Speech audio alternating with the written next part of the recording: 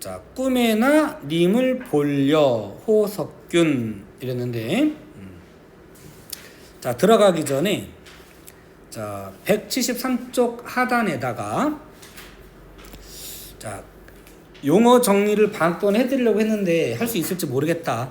응? 자 여기다가 객관적 상관물 정리할 거예요. 자 객관적 상관물 적는데 5줄 정도 필요해요. 제목까지 6줄 필요해요.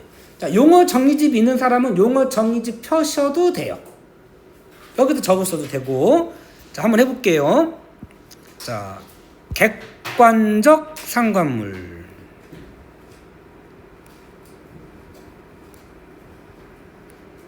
객관적 상관물이라는 말은 많이 들어보셨죠? 그죠? 기본적으로 시 속에 쓰인 모든 소재는 기본적으로 객관적 상관물이다. 이렇게 보셔도 돼요. 되는데 시험에 나오는 객관적 상관물의 종류는 5가지로 한정돼 있어요.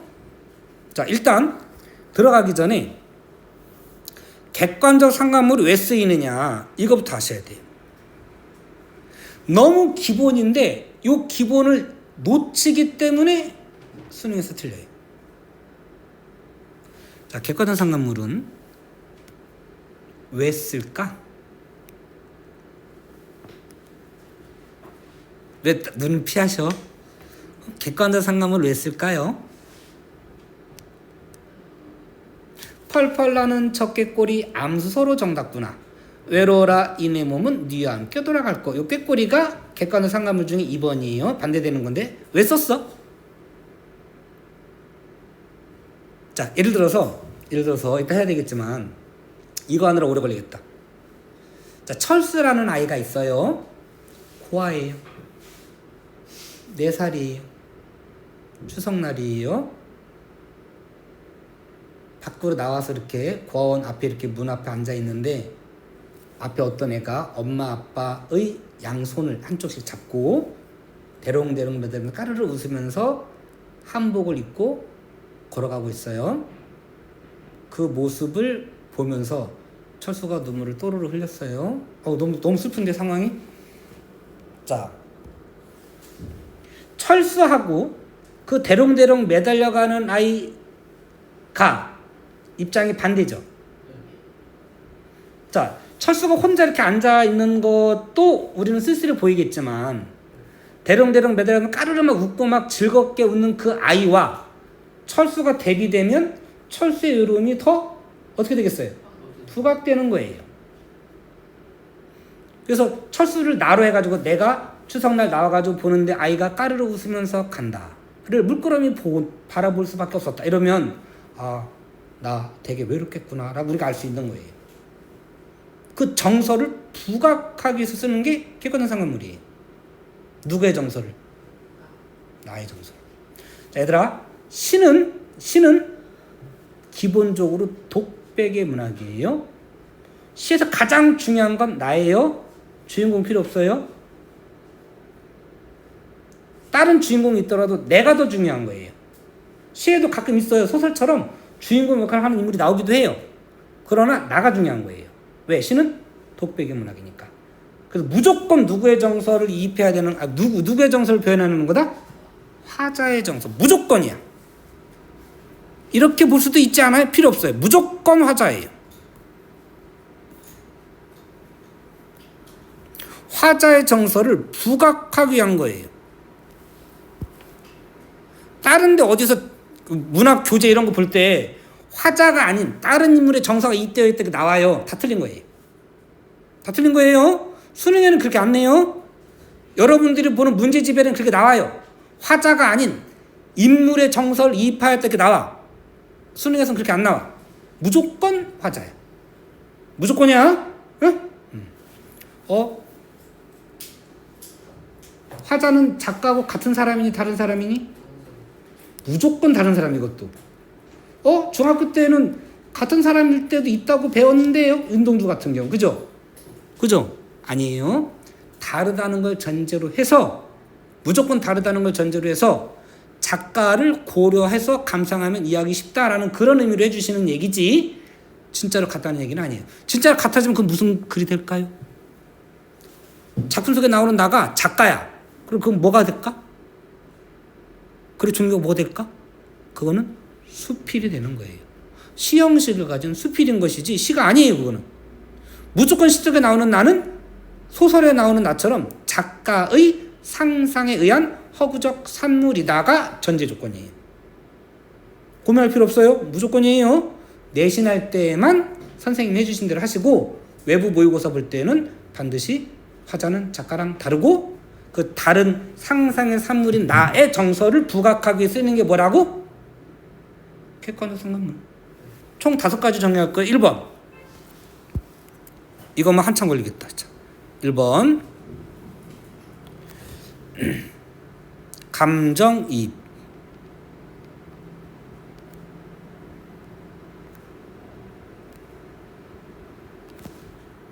자, 감정이입된 대상을 정서적 등가물이라고 그래요. 등가물이지 발음으로는 정서적으로 거리가 가깝다 또는 일치한다 이렇게 하는 거예요. 그러면 대개는 정서 등가물이니까 감정이입되는 소재는 대개는 정서를 느낄 수 있는 대상이겠죠. 그러나 가끔은 정서를 느끼지 못하는 대상도 나와요. 촛불, 시냇물, 상황에 따라서는 묘비석 이런 것도 돼요. 산정만 이런 데 보면 이런 것도 나와요. 자, 이럴 때에는 100%는 아니지만 대개 그 소재 앞뒤에 정서 관련 시어가 나와요. 왜 그랬냐면 여기 우측에 여백 좀 있니 얘들아? 없니? 자, 그럼 밑에 쓰시고. 자, 투영이라는 말을 좀 배우셔야 되는데, 자, 투영이라는 말이 있어요. 투는 던질 투자, 그림자 영자예요. 비추다 뭐 이런 뜻이에요. 의탁, 기대다 이런 뜻이에요. 자, 감정이 이입되면 화자의 정서를 투영하였다, 자연물에 의탁하여 표현하였다 이런 식으로 말해도 맞아요. 자, 2번째. 상반된 처지.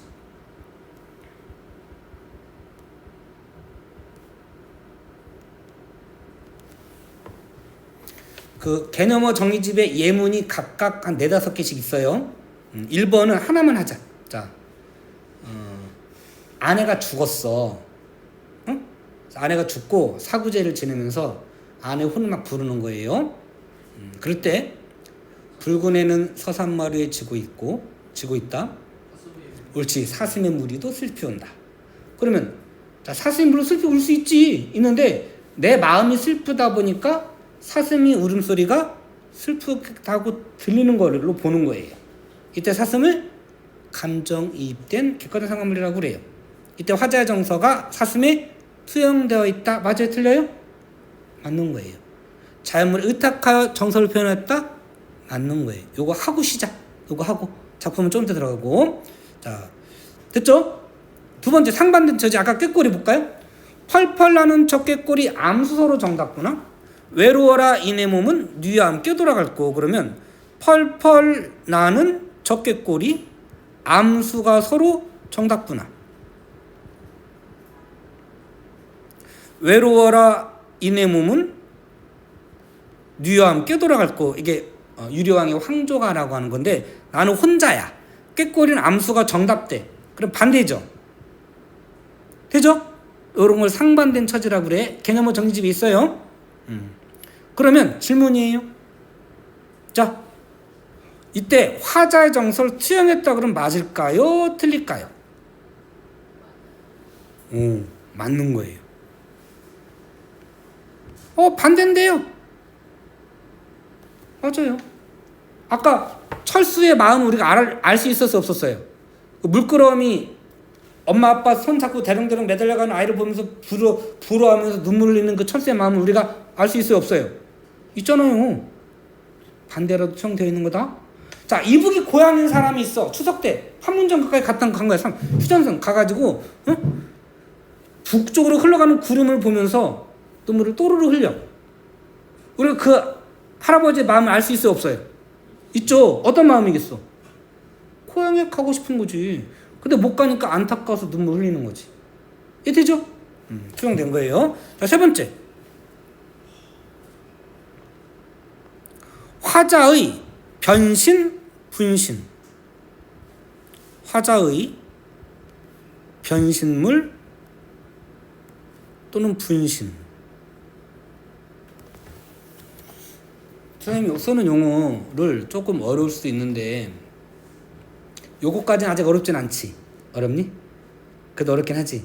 어려운데 나는 그 약간 수학 이과적 쪽 경향이 있어서 그런가 쉼표 하나 따옴표 하나 달라지면 뜻이 달라지거든요. 되게 민감해요. 여러분 그렇게 민감해져야 돼요. 응? 자, 교과서에서 내신할 때 배우는 걸로 수능 보면 틀려요. 이게 지금 나올 거예요. 자, 여기서 화제 변신 분신은요. 대개 100%는 아니야. 대개 뒤에 뭐뭐 되어 이런 말이 나와요.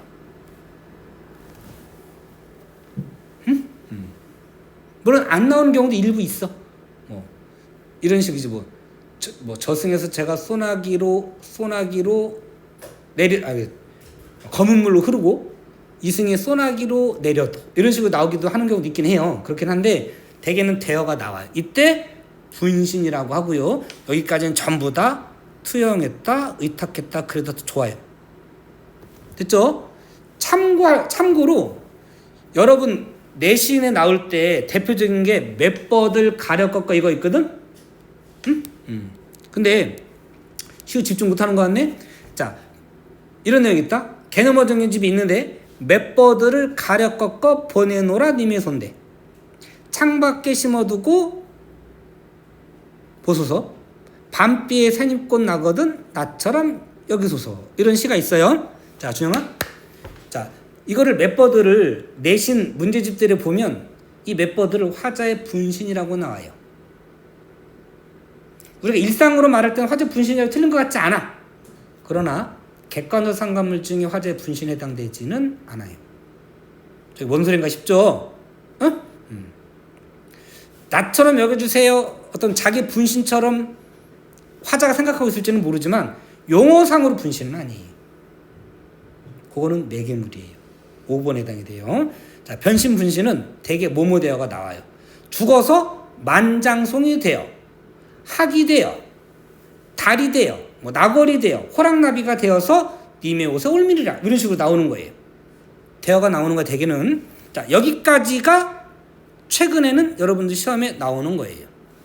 여러분들은 여기까지만 하셔도 좋아요. 일단 시작했으니까 나머지 다 적을 거예요. 자, 4번. 정서를 부각하는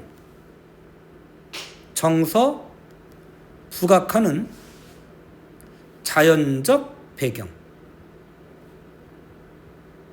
대표적으로 나오는 게 기러기, 짝이른 기러기, 외로운 배 한 척 이런 뜻이에요. 이런 것들이 되게 정서를 부각하는 건데 화자의 정서를 구체적으로 드러내는 건 아니에요. 어떤 정서가 됐든 그 정서를 부각해 주는 것이지 드러내는 건 아니에요. 달라요? 화자 정서가 있을 때 그걸 강화시키는 것이지 정서 자체를 드러내는 건 아니라고. 그러면 투영됐다고 맞을까요, 틀릴까요? 이건 틀리는 거예요. 여기까지는 요즘은 안 나와. 조금 어렵게 나오면 나오는 거야. 근데 요즘 독서를 쉽게 내는 경향이 있기 때문에 문학은 이렇게 다시 나올 수도 있어요. 앞으로는. 과거에 나왔던 거거든. 5번. 매개물. 매개체 또는 매개물 이렇게 나오는데, 자, 과거회상의 매개, 연상의 매개, 현실 복귀로의 매개, 복규로의 매개 이런 말은 안 써. 어쨌든 자 매개 그 다음에 사랑이나 정성을 전달하는 매개.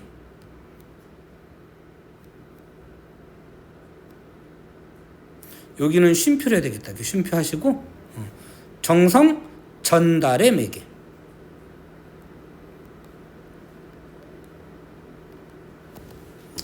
이것도 투영했다고 말하지는 않아요. 자, 아까 맷버들 가려 꺾어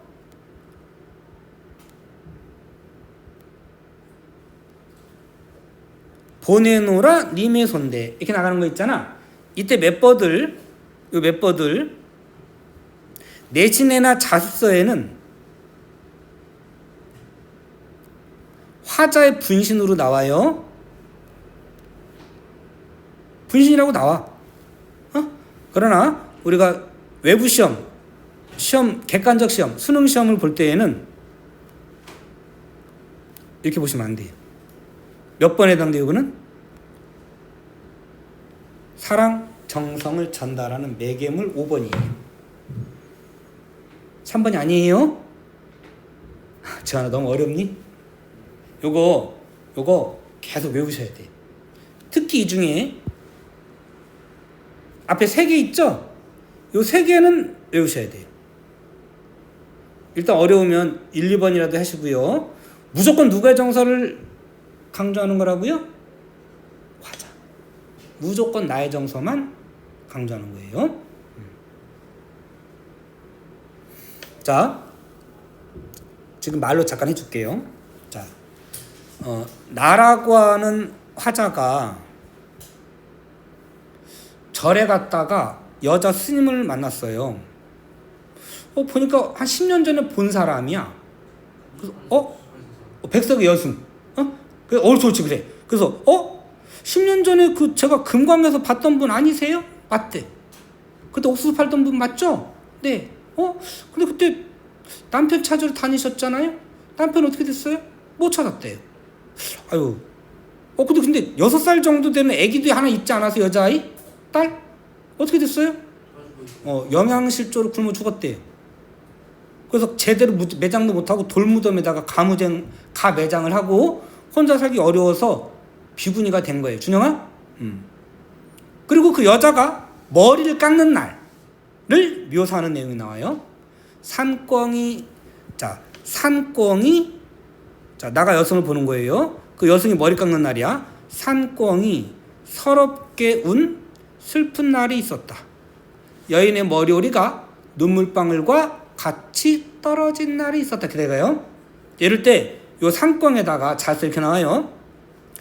1930년대 일제식민지에서 고단한 삶을 산 한 여인. 준영아, 여인의 한의 정서를 입하여 표현했다라고 나와요. 자, 맞아요, 틀려요? 일단 내신에서는 맞게 해. 그러나 외부에서 볼 때에는 틀린 거예요. 여인 중요하지 않아요? 주제도 1930년대 일제에서 가정이 붕괴되고 고단한 삶을 산 한 여인의 한스러운 삶 이렇게 나와요. 그 주제 아니에요. 자, 주제는 이게 주제예요. 그 삶에 대한 삶을 산 여인승에 대한 나의 안타까움 이게 주제예요. 누가 중요해? 나가 중요해? 여성이 중요해? 나가 중요한 거야. 누가 정서 입한 거야? 나의 정서. 이게 되니? 무조건이다. 이렇게 볼 수도 있는 거 아니에요? 그럼 없어요? 내 이놈. 이놈 새끼 집중 못하네 보니까. 이거 너무 쉬워서 그래? 응? 좀 쉬고 할게요. 보니까 집중 못하는구만. 자, 일단 여기서 조심할 거. 화자 정서를 입한 거다. 이거 고3 때까지 잊어먹으면 안 된다. 뭐 할 때? 모의고사 수능 볼 때. 내신에서는 그냥 학교에서 하던 대로 해. 왜냐면 이게 선생님이 틀린다기보다는 교실에서의 문학 학습의 목표는 감상을 시키는 게 목표예요. 그러니까 일제식민지화 때 우리가 일제의 탄압에 의해서 수탈로 인해서 고단한 삶을 살았다는 걸 이해하고 감상하는 게 목표야. 그러니까 여인의 정서를 입혔다고 해도 그냥 맞는 걸로 치는 거야. 그러나 수능 그게 아니에요. 수능은 객관적 상관문을 정확하게 알고 있는지를 보는 용어 논리 시험이에요. 그러니까 원래대로만 보는 거야. 전국에 몇십만 명이 같이 시험을 보는데 선생님마다 다르게 설명한 거를 맞게 해주면 시험을 못 보죠. 그렇지 않겠어요? 원래대로 하는 거야. 객관적 상관물은 우리나라가 만든 용어가 아니에요. 세계적으로 공통으로 쓰이는 수학과 같은 용어란 말이에요. 수학 기호를 니들이 마음대로 쓰냐? 선생님이 바꿔 쓴다고 그 선생님 쓰는 대로 쓸 거야? 그랬으면 안 돼요. 원래 용어로만 쓰이는 거예요. 자, 무조건 누구의 정서예요? 화자. 주인공 필요 없다. 무조건 화자. 작년, 재작년인가? 9월에도 그렇게 나왔어. 그거를 화자가 아닌 인물로 해가지고 애들이 또 수탁이 틀렸단 말이지. 응? 자, 요거 잠깐 하고요. 잠깐 객관상관문을 설명하고 잠깐 쉴게요. 원래 하려고 했으면 제대로 다 예문을 들어줄 건데 너무 힘드신 것 같아요. 일단 여기까지만 하고 끊고 본격적으로 수업 들어갈게요.